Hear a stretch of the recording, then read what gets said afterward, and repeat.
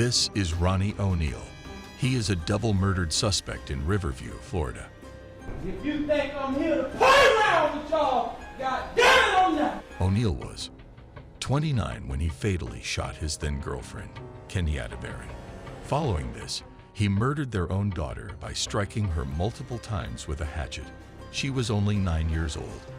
O'Neal also stabbed their 8-year-old son before pouring gasoline all over the house and setting it on fire. O'Neal was arrested upon fleeing the burning house. The son was able to escape but was critically wounded and suffered from burns. The first 911 call on the incident was from the girlfriend, who was heard screaming before suddenly hanging up. 8 minutes later, another call came in from O'Neal. 911, what is your emergency? Hey, I just been attacked by some white demons inside Kiki. Kiki, her name is Kiki, and she tried to kill me. Huh? After the arrest, O'Neal was psychologically cleared to represent himself in court. During the trial, he cross-examined his now 11-year-old son, who he stabbed, to which the son explained everything that happened. It's good to see you, man. Good to see you too. Did I hurt you that night of this incident? Yes, I did. And how did I hurt you? you stabbed me. O'Neal also accused the prosecution of fabricating evidence. Because he's playing a fraudulent damn recording of me beating Kenyatta Barron. I did kill Kenyatta Barron. After O'Neal was found guilty, at his sentencing, the judge went on to say this was the worst case she's ever seen. This is the worst case ever in my life, and I have seen some horrors. He also stated that he was not sorry for what he did. I am not sorry for something I didn't do, and I am not sorry for the things I did do. O'Neal was given a total of 3 life sentences, plus 90 years without parole. And for O'Neal's son, he was adopted by the detective who cared for him the night of the murders. This is Randall Moore. He is facing 3 life sentences for crimes against his former wife, Therese Ann Lynch. Lynch had left her husband and filed a protective order against him. This resulted in Moore kidnapping and killing his estranged wife.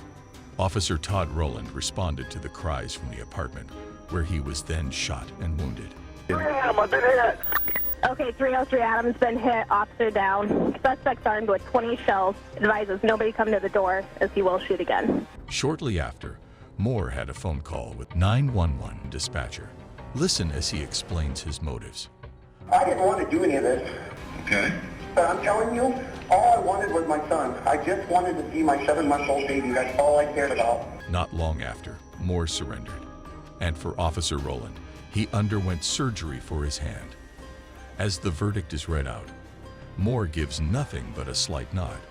We, the jury, find the defendant guilty of murder in the first degree. We, the jury, find the defendant guilty of kidnapping in the first degree. Guilty of sexual abuse in the first degree. At Moore's sentencing, Lynch's mother gives a victim impact statement.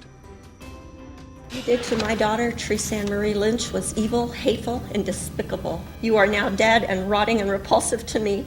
Read the journal she wrote. She hated you. Thank you, Judge. She hated you. Thank you. You're a loser. Moore refused to apologize for his actions, saying he had no remorse for what happened. And I'll tell you point blank, I have not 1 ounce of remorse for Therese Ann's death. It could have all been prevented. All you had to do is let me see my kid. Now you're never going to see her again. But now comes the judge. If anybody didn't know what a piece of work you were before you start talking, they know it now. The court doesn't allow me to punish you any more than I'm doing now. If I could, I would. Moore was given a total of 3 life sentences, plus 25 years for the attempted murder. This is Keith Ferguson from Kalkaska, Michigan. He was set to court for 12 felony counts, including kidnapping and murder.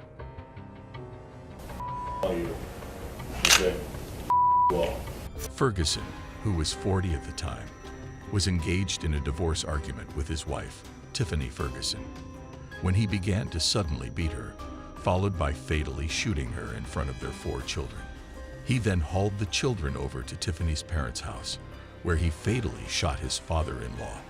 After fleeing the scene, Ferguson stormed a nearby house, taking the owner hostage and barricaded himself inside the home. After a 7-hour standoff, Ferguson was arrested.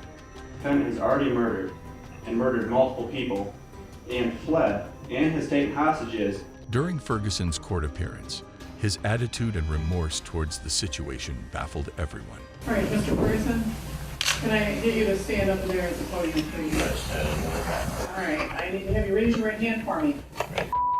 Okay, all right. Pull me back from my cell. Okay, stop. At his sentencing, Tiffany's best friend gives a victim impact statement, saying she always felt that Keith would hurt his wife. I knew one day he would kill her. She would always reply, "He loves his kids too much. He won't kill me. He loved them so much, he murdered their mother and grandfather." When asked about his children, Ferguson never desired to see or speak to them again. The judge responded by saying, "It may not meet the clinical definition of insanity, but there's clearly something fundamentally wrong with you." Ferguson was given a life sentence without the possibility of parole. See y'all in hell. This is Michael Swanson, who was 17 when he went on a killing spree of 2 Iowa gas station attendees in the span of an hour. Where did you shoot? On the body? Yeah. In the face. In the face? Okay. Why the face? If I was just gonna shoot to injure her, why would I shoot her at all? Swanson entered a gas station in El Gano, Iowa, in a ski mask and a handgun, demanding cash and cigarettes from 47-year-old Vicky Bauman Hall. Despite following the request without hesitation, Swanson still shot and killed her.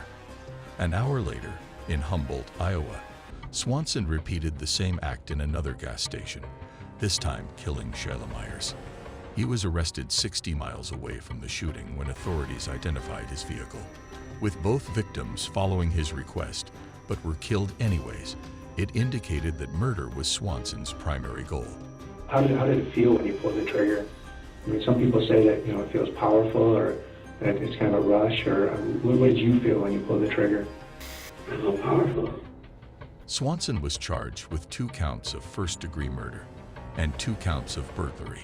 All allegations of Swanson's motives were answered by himself. I then intentionally, deliberately, and with premeditation shot the clerk, causing her to die. I did this with a specific intent to kill her. Now, as one of the victim's daughters gives a victim impact statement, Swanson sits completely emotionless. How could you do what you did to my mom and my family? I want to know if you're even sorry. Are you sorry for what you did? My mom was not only completely 100% innocent, but she was also a defenseless woman when you came in with that gun. You said you did it for cigarettes and money and so no one could identify you, but I think that's a lie. You did it, as you later said on, that it was so you could feel powerful.